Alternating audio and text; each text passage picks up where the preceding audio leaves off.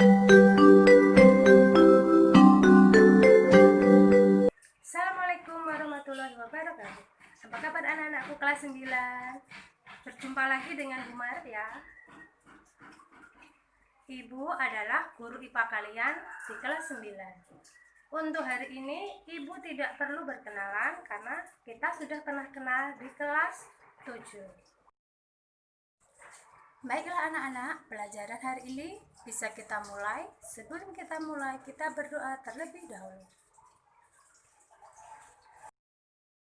Selanjutnya, kenapa pelajaran hari ini masih menggunakan daring? Karena pandemi COVID belum berakhir.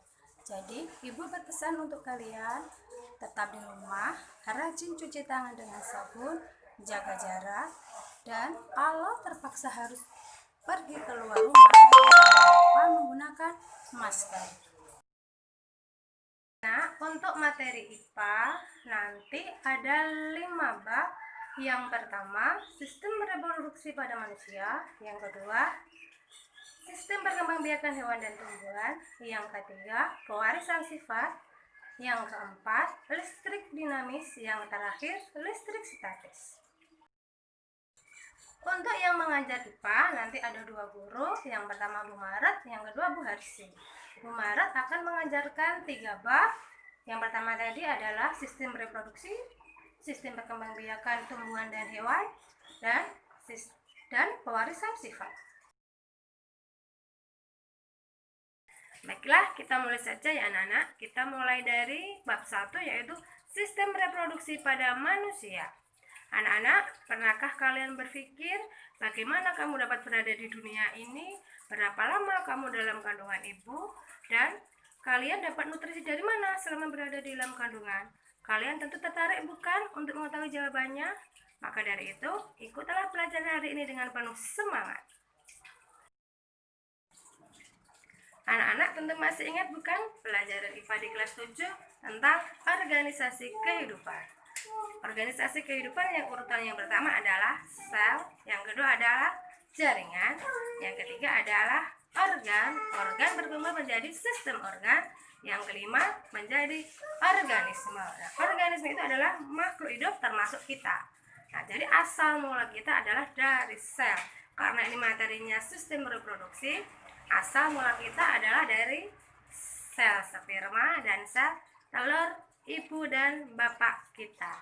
Nah, baiklah anak-anak, kita mulai saja. Yang pertama kita mulai dari pembelahan sel. Anak-anak, untuk materi pembelahan sel, anak-anak bisa simak video berikut ini. Video kali ini kita akan belajar tentang pembelahan sel. Pembelahan sel sangat penting bagi kelangsungan hidup makhluk hidup. Mengapa penting?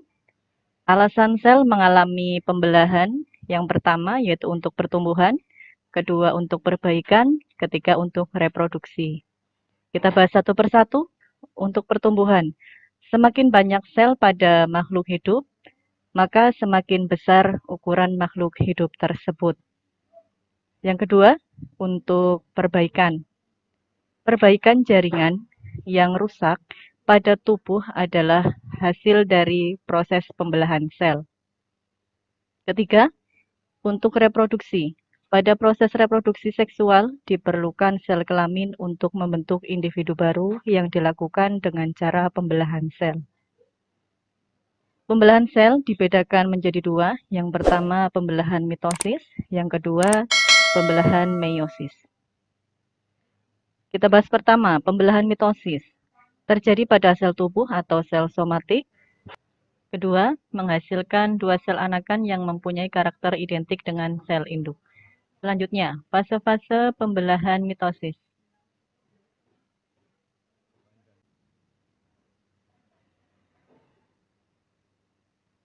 Fase pertama yaitu profase. Pada fase ini membran inti mulai menghilang. Kemudian kromosom menebal, memendek, dan mengganda.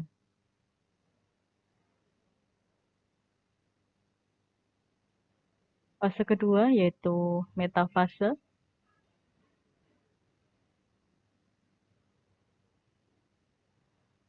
Kromosom berjajar di daerah ekuator atau di bidang pembelahan. Ketiga, anafase.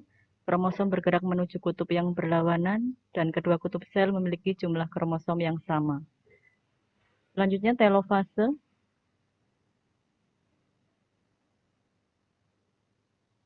Membran inti mulai kembali bergabung dan terbentuk dua sel anakan yang bersifat diploid atau 2N. Yang kedua, yaitu pembelahan meiosis. Terjadi pada sel kelamin atau embriogenik, menghasilkan 4 sel gamet yang haploid atau setengah dari jumlah kromosom induk. Selanjutnya, fase-fase pada pembelahan meiosis. Yang pertama, profase 1.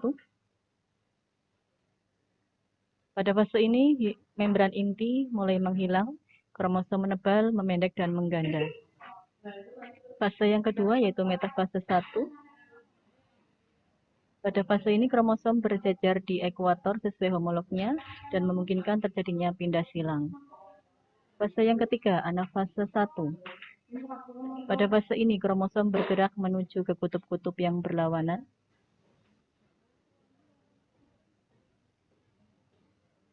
Selanjutnya, telofase 1.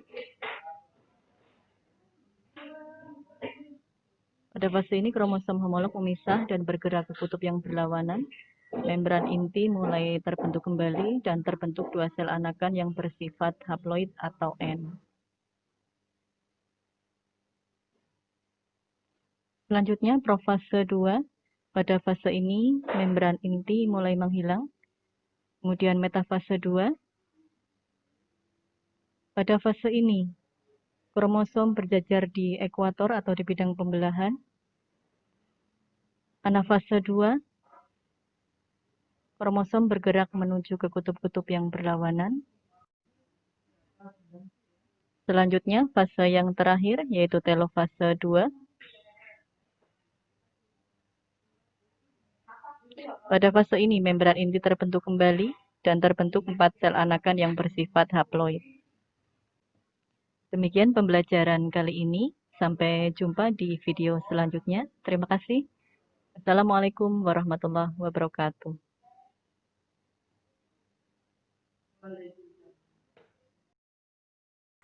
Bagaimana anak-anak? Sudah jelas untuk materi pembelahan selnya? Kalau begitu, hari ini Ibu Guru mau memberi tugas untuk kalian. Tugas yang pertama, tulislah perbedaan pembelahan mitosis dan meiosis. Kalian bisa tulis menggunakan tabel seperti ini. Yang kedua, tulislah urutan pembelahan sel mitosis beserta cirinya masing-masing.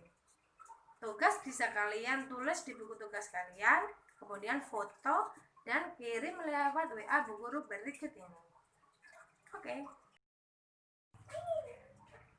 Anak-anak, saya rasa untuk pertemuan hari ini sudah selesai. Tapi Bu Guru berpesan meskipun anak-anak di rumah, anak-anak harus rajin belajar, jaga kesehatan. Bu Guru juga mengingatkan untuk pertemuan yang akan datang yaitu tentang organ reproduksi laki-laki dan organ reproduksi perempuan. Jadi anak-anak bisa belajar di rumah, membaca buku atau buka internet. Demikian anak-anak, Bu Guru tutup. Assalamualaikum warahmatullahi wabarakatuh.